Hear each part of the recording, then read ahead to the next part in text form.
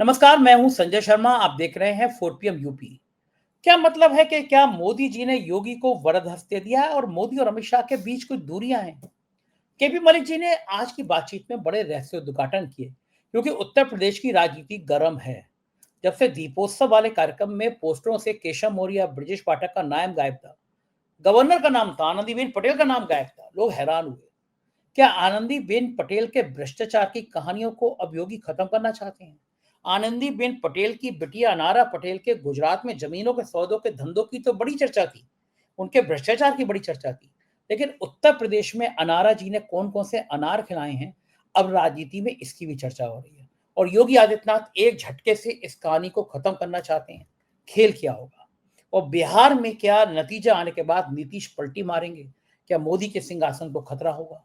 बहुत लंबी बातचीत की है केपी मलिक जी से। पूरा वीडियो सुनेंगे तो आपको समझ आएगा कि राजनीति का अर्थ क्या होता है। पहले 4 PM यूपी को सब्सक्राइब करिए, ज्वाइन करिए। चलते हैं केपी मलिक के पास। 4 PM न्यूज नेटवर्क में स्वागत है आपका केपी मलिक साहब। हमको भी लग रहा जी। था कि इंडिया गठबंधन लड़ रहा है, सीट तय नहीं कर पा रहा, आपस में कुछ मनमुटाव हो गया।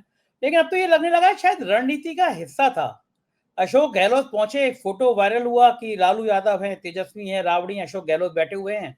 और आज प्रेस कॉन्फ्रेंस होने जा रही है इंडिया गठबंधन की, जिसमें शायद राहुल और तेजस्वी दोनों रहेंगे। यानी मतभेद खत्म इस गठबंधन के।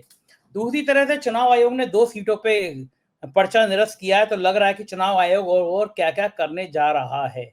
लेकिन ये जो राहुल गांधी की, तेजस्वी यादव की जो प्रेस कॉन्फ्रेंस होने वाली है, उससे पहले दोनों की पार्टियों के नेताओं के बीच में जो उत्साह नजर आ रहा है, जो बॉडी लैंग्वेज अभी से नजर आने लगी है, वो काफी कुछ संकेत दे रहा है।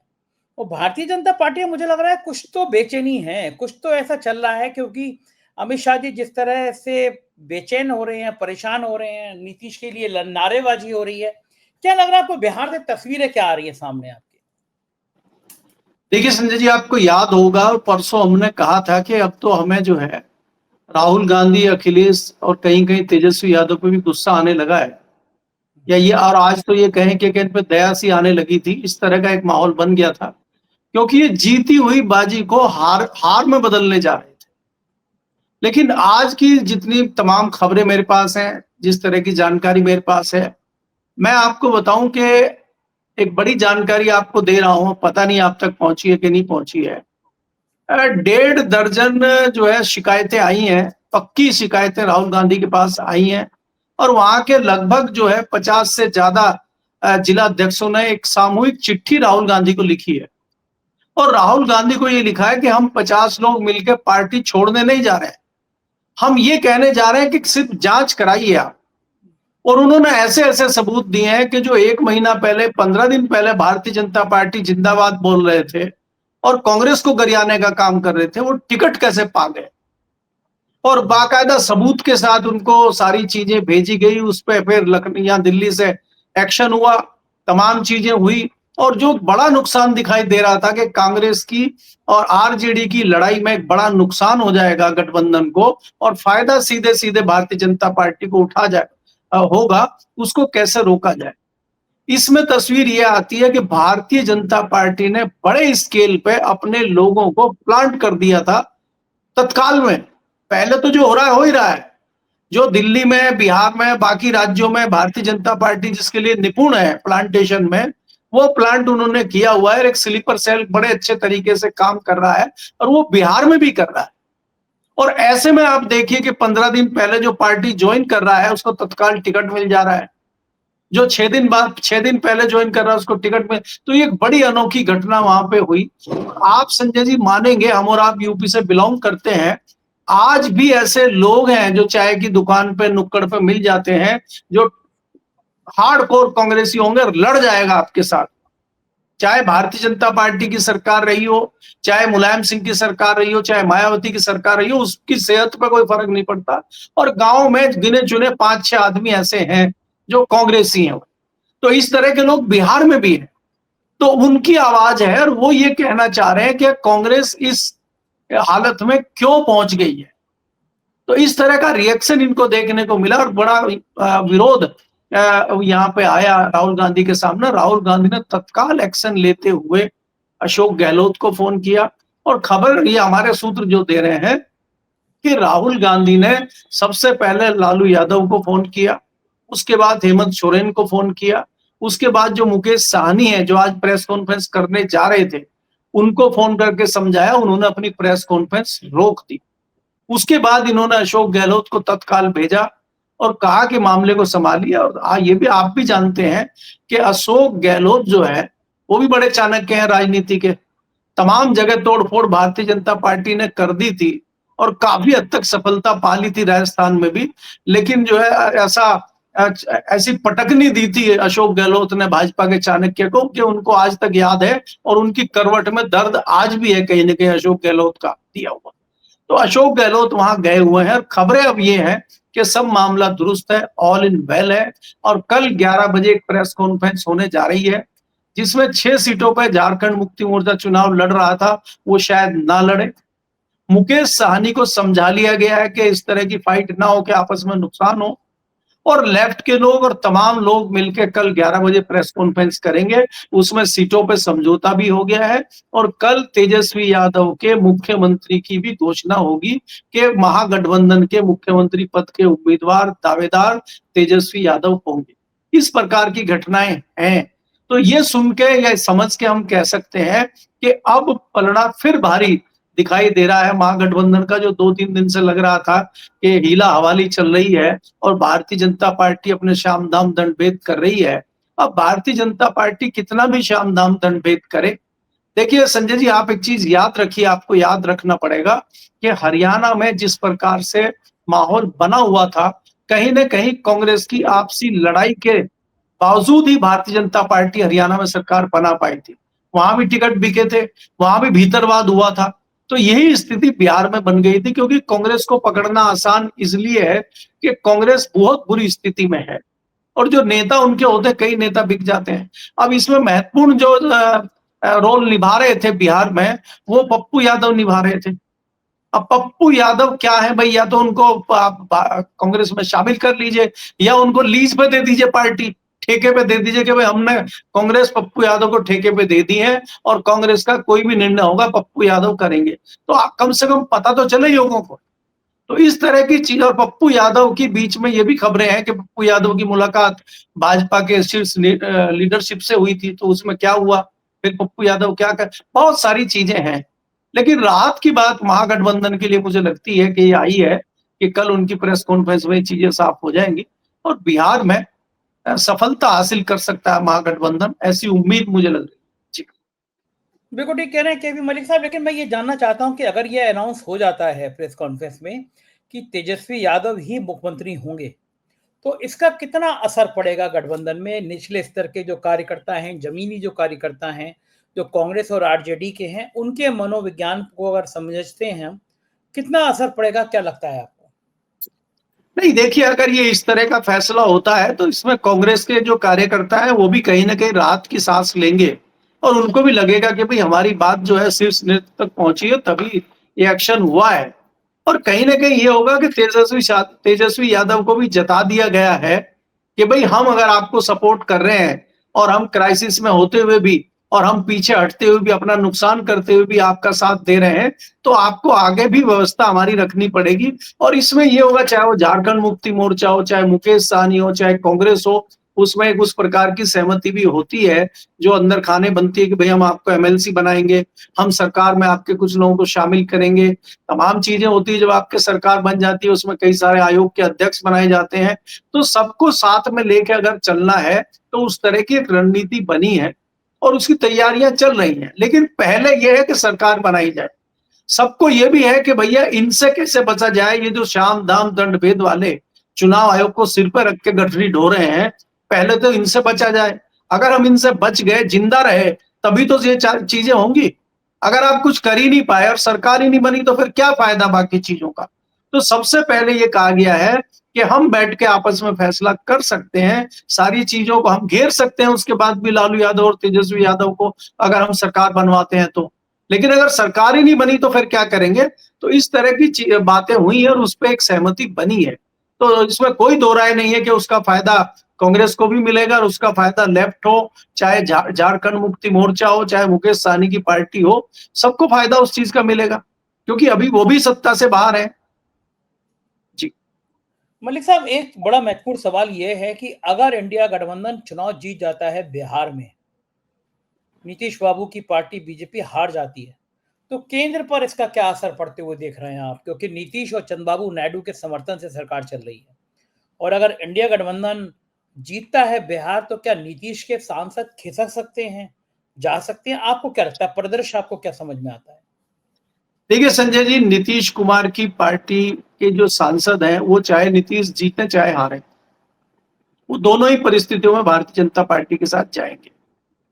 और आप ये समझ लीजिए कि नीतीश कुमार किसी भी कीमत पे इस बार बिहार के मुख्यमंत्री नहीं बनने जा रहे हैं। इतनी बड़ी घोषणा आपके चैनल पर बैठ के मैं कर रहा हूं। अगर नीतीश कुमार की पार्टी और भारतीय जनता पार्टी बहुत अच्छी स्थिति में आती है, तो नीतीश कुमार तो एकनाथ शिंदे बन जाएंगे। और अगर भारतीय जनता पार्टी और आरजे ये जेडीयू हारते हैं, तो फिर महागठबंधन की सरकार बन रही है और तेजस्वी यादव मुख्यमंत्री बन रहे हैं। तो इन परिस्थितियों में मुझे नीतीश कुमार सीएम बनते हुए नजर नहीं आ रहे हैं।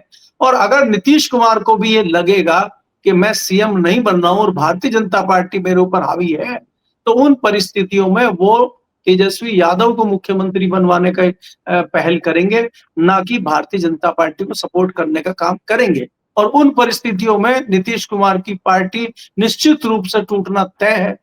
तो पार्टी टूटेगी तो उसका दिल्ली पे क्या असर पड़ेगा वो आप समझ लीजिए। क्योंकि किसी भी कीमत पे नीतीश कुमार भारतीय जनता पार्टी के साथ चुनाव का रिजल्ट आने तक है। उसके बाद अगर वो सीएम बनते हैं तो उनका गठबंधन चलेगा, और सीएम नहीं बनते हैं तो नहीं चलेगा। और सीएम तो भाजपा उनको बनने नहीं देगी अगर भाजपा इस में आ जाती है कि अपना सीएम बना ले। तो इसलिए निश्चित तौर पर मैं कह सकता हूं कि बहुत अच्छा ना दिल्ली के लिए रहेगा ना बिहार के लिए रहेगा। पार्टी तो नीतीश कुमार की समाप्ति की ओर है। जी। अच्छा मलिक साहब, एक चीज और है कि 14 नवंबर के बाद 15 नवंबर की सुबह तापमान बिहार के साथ साथ दिल्ली का भी गर्म रहेगा।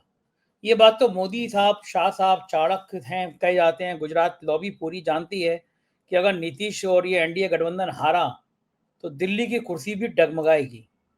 चंद्रबाबू नायडू बहुत बढ़िया बारगेनर हैं, और मुझे लगता है इंडिया गठबंधन किसी भी कीमत पर चंद्रबाबू नायडू को तोड़ना चाहेगा।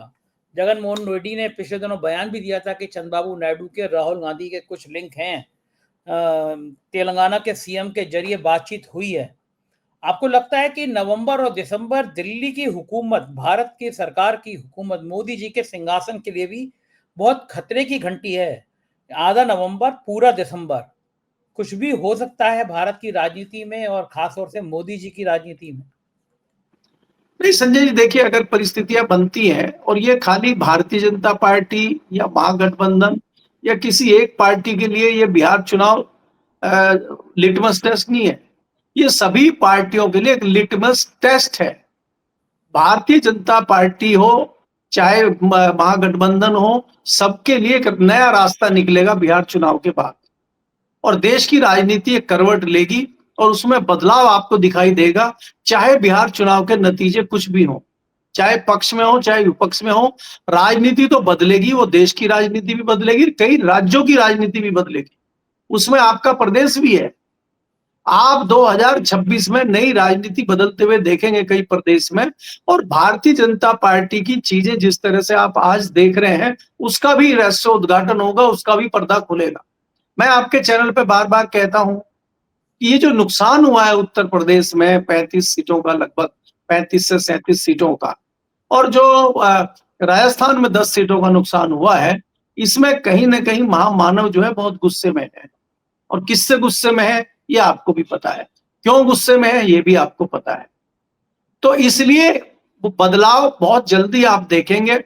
ये बदलाव आपको दिसंबर में हो चाहे जनवरी में हो, ये बदलाव आपको दिखेंगे। और राजनीति में जो है करवट लेते हुए आपको भारत की दिखेगी, मुझे ऐसा लगता है।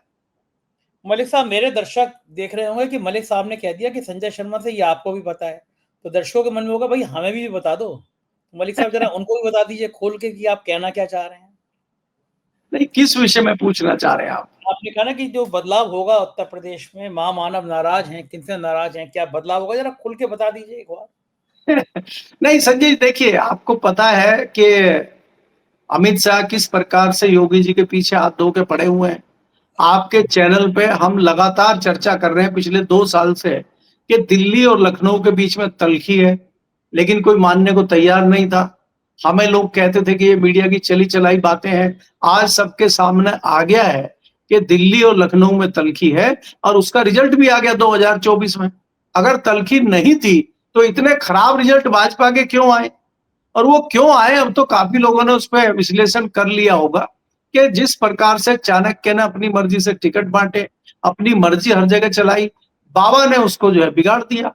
तो बाबा में और चाणक्य में रिश्ते खराब हैं, 36 का आंकड़ा चल रहा है, उससे कहीं न कहीं आहत महामानव है। तो महामानव जो है उसकी सजा चाणक्य को देना चाहते हैं। जब चाणक्य को महामानव सजा देंगे, तो भारत की राजनीति में बदलाव आना तय है।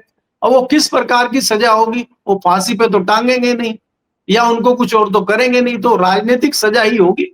तो राजनीति में किस प्रकार की सजा दी जाती है, वो आप भी जानते हैं, मैं भी जानता हूँ और आपके दर्शक भी जानते हैं। शायद हम दोनों से अच्छा जानते हैं दर्शक कि किस प्रकार की सजा राजनीतिक या नेता लोगों को दी जाती है। कई नेता वो सजा भुगत रहे हैं। जी। मतलब महामानव का इशारा आपका मोदी जी की तरफ है और चाणक्य आप शाह को कह रहे हैं। आपका मानना ये है कि मोदी जी शाह से नाराज हैं और ये बात पहले भी सामने आई थी कि संजय जोशी और अमित शाह के बीच में कुछ बातचीत के द्वार संघ खोलना चाहता है या खुल गए। आपको लगता है कि अगर ये द्वार खुल गए और अमित शाह के और संजय जोशी की बातचीत अगर हुई है, तो मैं ये नहीं कह रहा हुई है, अगर हुई है तो क्या उसकी सूचना मोदी जी को नहीं होगी? क्या आईबी ने बताया नहीं होगा प्राइम मिनिस्टर को कि कुछ संघ के संकेत ऐसे आ रहे हैं कि भाई संजय जोशी के लिए रास्ता कुछ क्लियर किया जाए? और अमित शाह जी, राजनीति में भाई कोई किसी का नहीं होता है, जिस सीढ़ी पे चढ़ते हो सीढ़ी को गिरा दिया जाता है। मोदी जी ने भी आडवाणी की सीढ़ी गिराई थी। आडवाणी ने एक टाइम बचाया था उनको मुख्यमंत्री पद से, वाजपेयी हटाना चाहते थे, लेकिन राजनीति में आने के बाद, ताकत में आने के बाद मोदी जी ने सबसे पहले आडवाणी की सीढ़ी गिरा दी। तो वक्त वही आ गया। क्या आपका चाणक्य बकौल आपके चाणक्य अमित शाह जी मोदी जी की वो सीढ़ी गिराना चाहते हैं संजय जोशी से बात करके? मैं फिर कह रहा हूं दर्शकों को, ये सब सूत्रों पर आधारित खबर है, मैं इसकी किसी की पुष्टि नहीं कर रहा। लेकिन राजनीति में जब चर्चाएं बहुत हो जाती हैं, जब नागपुर से भी ये चर्चा सामने आती है और मलिक साहब के पास भी ये चर्चा होती है, इसका मतलब कहीं तो कुछ पक रहा है। मलिक साहब जो पक रहा है, ये तो बड़े खतरनाक संकेत दे रहा है कि संजय जोशी और अमित शाह की मुलाकात, मोदी जी का नाराज होना, योगी से भड़कना, ये पूरी खिचड़ी जो पक रही है, इस खिचड़ी में तड़का कब लगेगा, कब सामने आएगी चीजें? संजय जी, जो आपने सवाल पूछा है कि ये तो जो खबर है इस तरह की मीटिंग की, मिलने की या इस तरह की योजनाएं बन रही है उसकी, तो ये तो महामानव को भी होगी और महामानव को तो आईबी ने पहले दी होगी। आईबी पहले गृह मंत्री को देती है, उसके बाद पीएम को जाती है, एक तो ये है। लेकिन दूसरी बात यह है, क्या जब अडवाणी जी की तूती बोल रही थी भारतीय जनता पार्टी में और तमाम कंट्रोल अडवाणी जी का था, तो जो षड्यंत्र अडवाणी जी के खिलाफ किए जा रहे थे, क्या अडवाणी जी को पता नहीं था क्या? तो अडवाणी जी ने क्या उखाड़ लिया था? तो आज भी जिनको जिनके खिलाफ षड्यंत्र हो रहा है, वो सब जान रहे हैं। कौन कर रहा है, किस लेवल पे कर रहा है, सबको पता है। और जहां वो जो कर सकते हैं वो कर रहे हैं, जहां नहीं कर सकते वहां नहीं कर सकते। क्या करेंगे? समय का इंतजार करेंगे। क्या एकाएक वसुंधरा राजे के सामने जो उपस्थित हुए हैं वो हवा में हो गए? क्या एकाएक जो सॉफ्ट कॉर्नर आ गया है बाबा के प्रति, वो ऐसे ही आ गया है? वो इसी रणनीति का एक हिस्सा है कि आप अगर डाल है तो मैं पात हूं। भाई, दुश्मन दुश्मन का दोस्त होता है। बाकी सारा आप समझ जाइए, यहाँ पे मैं डिस्क्लोज नहीं करूंगा ना खोलूंगा। दुश्मन दुश्मन का दोस्त होता है। तो गुजराती गैंग में कौन किसका दुश्मन है वो आप भी जानते हैं, मैं भी जानता हूं। संजय जोशी किसके दुश्मन है, वसुंधरा राजे किसकी दुश्मन है, बाबा किसके दुश्मन है, नंबर 1 किसके दुश्मन है, नंबर 2 किसके दुश्मन है, कड़ी जोड़ दीजिए और बहुत अच्छी खबर जो है बना लीजिए। हाँ, सारी बातें हम ही बताएं, एक एक चीजें खोल के बताएं, कुछ रहस्य उद्घाटन जो है दर्शक भी तो करें अपने हिसाब से। तो इशारा हमने दे दिया है। और ये तमाम षड्यंत्र, तमाम राजनीति जो चल रही है, और आप संजय देखिए, आपके दर्शक भी जानेंगे, आप भी जानिए कि जो हम स्फूर्ति, जो एनर्जी चाणक्य में हम देखते थे, वो आज तो दिखाई नहीं दे रही है। ईमानदारी से दिल पे हाथ रख के बोलिए आप, क्या चाणक्य में वो एनर्जी दिखाई दे रही है? क्या चाणक्य जी जिस प्रकार के बयान दे रहे हैं चैनल पे बैठ के, वो तो लुटिया डुबाने वाले बयान लग रहे हैं मेरे को। वो कोई जिताने वाले बयान तो लग नहीं रहे हैं। जिस प्रकार के आप बयान दे रहे हैं और अपने सहयोगी चिराग पासवान जैसे नेताओं से दिलवा रहे हैं जो अम्ब्रेला से उतरे हैं, जिनको राजनीति का कै खे गै पता नहीं है, और वो राजनीति के मजे हुए खिलाड़ी के लिए इस प्रकार से बोल रहे हैं और अगले दिन सरेंडर हो जाते हैं, तो ये जिताएंगे बिहार? इनके बलबूते बिहार जीतेंगे आप? तो क्या लगता नहीं आपको कि चाणक्य जी ने लगाम थोड़ी ढीली छोड़ दी है घोड़े की? ऐसा नहीं लगता आपको? तो इसका क्या कारण है? ये भी विचार करना चाहिए दर्शकों को कि चाणक्य जी ऐसे क्यों कर रहे हैं, इसके क्या कारण है? तो सवाल भी कभी कभी मैं छोड़ के जाने चाहिए। जी। हाँ, बिल्कुल ठीक है, लेकिन एक सवाल और लोगों को समझ में नहीं आ रहा है कि योगी आदित्यनाथ अचानक इतना हिंदू मुसलमान क्यों करने लगे हैं। वो बुर्के, बिहार में बुर्के के ऊपर व्याख्यान दे रहे हैं, अखिलेश यादव पे हमला किया, अखिलेश यादव ने दियों को लेकर कहा कि क्रिसमस की तरह जगमग करना चाहिए, तो बयान दे रहे हैं। ब्रजभूषण सिंह ने पलट के कह दिया कि नेताजी भी बड़े हनुमान भक्त थे, अखिलेश यादव भी धार्मिक है। तो ये जो अचानक योगी आदित्यनाथ एकदम हिंदू मुसलमान पे उतरे हैं, अयोध्या में दीपोत्सव पे दोनों डिप्टी सीएम का नाम ही नहीं पोस्टर में, मतलब विधायकों का नाम, छोटे छोटे मंत्रियों का नाम, ना केशव मौर्य का नाम, ना ब्रजेश पाठक का नाम, ना गवर्नर का नाम, किसी का नाम ही नहीं। योगी जी ने कहा दिल्ली वाले जितने हो घर बैठो, मैं दिखाता हूँ योगी आदित्यनाथ किसे कहते हैं। तो ये जो योगी आदित्यनाथ का गुस्सा सब जानते हैं, गुस्सैल बहुत हैं वो, कभी क्षणिक रिश्ता, क्षणिक खुश हो जाना, तनिक गुस्सा कर जाना, तो गुस्सैल बहुत हैं वो। तो ये अब निपटाने वाले किस पे हैं? दिल्ली की पूरी लुटिया ही डुबो देंगे, फिर ये ब्रजेश पाठक और केशव मौर्य क्या करेंगे? आनंदीबेन पटेल जो पता नहीं किसके रहमो करम पे चल रही है, मैं तो बड़ा हैरान हूँ। 75 साल की एज रखी गई थी, 80 साल हो गई। उनकी बेटी अनारा पटेल के किस्से गली गली मोहल्ले मोहल्ले में गूंज रहे हैं उत्तर प्रदेश में, मालूम करिए। ऐसी ऐसी कहानियां भ्रष्टाचार की राजभवन के सामने आ रही हैं, होश उड़ जाएंगे आपके। मतलब गवर्नर साहब की बेटी, हमने सुना था गुजरात में जमीनों का बड़ा खेल करती हैं, लेकिन अनारा पटेल, पतिदेव, सारा सारा खानदान उत्तर प्रदेश में जो कारनामे कर रहा है, जिसकी चर्चा है, वो बड़ी हैरान है। तो योगी जी ने एक झटके से सबको ढक्कन कर दिया। केशव मौर्य, ब्रजेश पाठक, आनंदीबेन पटेल बोले मैं अकेला करूंगा सरयू। ये खेल है क्या? योगी जी को तब गुस्सा, इतनी ताकत क्यों आ गई और क्यों अचानक हिंदू मुसलमान करने लगे? संजय जी देखिए, दोनों डिप्टी सीएम किसके चेले हैं ये आपको पता है, ये मुझे बताने की जरूरत नहीं है। हम सबको पता है अमित शाह के चेले हैं, मोदी तो के अमित चेले। शाह जी, जब अमित शाह जी का और नंबर 1 का वॉर चल रहा है और बाबा को आशीर्वाद मिल गया है नंबर 1 का, तो जब सैया भये तो कोतवाल, तो डर काहे का? तो अब तो उनको डर है नहीं, तो उन्होंने किनारे लगा दिया। एक और सेकंड, खाली आपका मतलब है कि मोदी का आशीर्वाद योगी को मिल गया, इसलिए अमित शाह को किनारे किया जा रहा है। जी, अमित शाह के चेले हैं ब्रजेश पाठक और केशव मौर्य, इसलिए अमित शाह को ढक्कन बनाया है योगी। दोनों आप डिप्टी तो सीएम संजय जी ऐसे खोल के समझा रहे हैं, दर्शक हमसे और आपसे ज्यादा उस्ताद हैं, ज्यादा समझदार हैं। आपको इतना खोल के समझाने की जरूरत है, सब समझ जा रहे हैं। तो मैं आपको ये कह रहा हूं कि एक तो इसलिए किया जा रहा है कि आशीर्वाद प्राप्त हो गया है। आशीर्वाद क्या, मजबूरी है, इसको आशीर्वाद भी नहीं कहेंगे। उनको भी तो जरूरत है ना। और वो भी आज जानते हैं कि बाबा ने जिस प्रकार की ताकत लगाई है और हमें लंगड़े घोड़े पे बैठना पड़ रहा है या टूटी हुई कुर्सी पे बैठना पड़ रहा है, उसके जिम्मेदार कहीं ना कहीं बाबा है। इसका मतलब बाबा बाबा ताकतवर है, तो बाबा से ज्यादा पंगा नहीं लेना। नहीं तो यही लोग थे कि एक बार चर्चा चलाई गई थी कि प्रदेश का बंटवारा किया जाएगा और बाबा को जो है टाइट किया जाएगा। तो बाबा तो टाइट हुए नहीं। और बाबा के पास जो फॉर्मूला है, दूसरा जो सवाल आपका है कि बाबा एकाएक हिंदू मुस्लिम क्यों करने लगे, वो तो बाबा का फेवरेट फॉर्मूला है। बाबा के पास इसके अलावा क्या है? भाई बाबा तो हिंदू मुस्लिम के चुनाव पे तो जीते हैं। बाबा ही थे जिन्होंने ये कहा था कि जिसको भारत पसंद नहीं है, जिसको यूपी पसंद नहीं है, वो पाकिस्तान चले जाए। मोदी जी का भाषण निकाल के मुझे दे दीजिए आप, अगर पिछले 11-12 साल में मोदी जी का कोई इस प्रकार का भाषण आया हो, या अमित शाह का आया हो, या भारतीय जनता पार्टी के किसी व्यक्ति का आया हो। ये चाहे बुलडोजर चलाने वाली बात हो, चाहे मुसलमानों को पाकिस्तान भेजने वाली बात हो, चाहे जितने जुमले मुसलमानों के खिलाफ आए हैं, वो तो बाबा ने ईजाद किए हैं। तो वो तो बाबा का फेवरेट मुद्दा है, इसीलिए तो बाबा लोकप्रिय है भारतीय जनता पार्टी में और संघ में। तो उसको कैसे छोड़ देंगे बाबा? और बिहार में जिस प्रकार से आप देख रहे हैं, चाणक्य भी समझ गए हैं, नीतीश कुमार तो पहले से जानते हैं, भारतीय जनता पार्टी के लोग जानते हैं कि बिहार में हिंदू मुस्लिम का मुद्दा चलेगा नहीं। लेकिन बाबा तो कोशिश कर रहे हैं ना अपने हिसाब से, क्योंकि बाबा के पास तो उसके अलावा कुछ है नहीं। विकास की बात आप बिहार में कर नहीं सकते, क्योंकि आपको मैंने पहले बताया था कि एक पत्रकार ने वहां पूछ लिया बिहार के किसी बुजुर्ग व्यक्ति से कि विकास आपके यहाँ आया है क्या? उसको लगा विकास दुबे की बात कर रहे हैं, वो डर गया, बोला नहीं विकास हमारे यहाँ नहीं, हम तो थे ही नहीं उस दिन, हम तो बाहर गए हुए थे। बिल्कुल तो सही बात ऐसा है। विकास की जिक्र आप कर नहीं सकते। बाकी जो चीजें हैं, बाकी जो चीज है वो बाबा के पास है नहीं। तो बाबा का जो ब्रह्मास्त्र है, बाबा का जो हथियार है, बाबा उसी को अपना सोटे को तेल लगा रहे हैं, सरसों का तेल पिला रहे हैं और उसको 2027 में घुमाएंगे। जी। बिल्कुल ठीक बात है। मैं भैया कुछ बात नहीं करूँगा। केशव मौर्य जी के सपने मैं चाहूँगा जल्दी से पूरे हों। बढ़िया-बढ़िया मिठाई भिजवाते हैं वो होली दिवाली पे, वो भूलते नहीं हैं।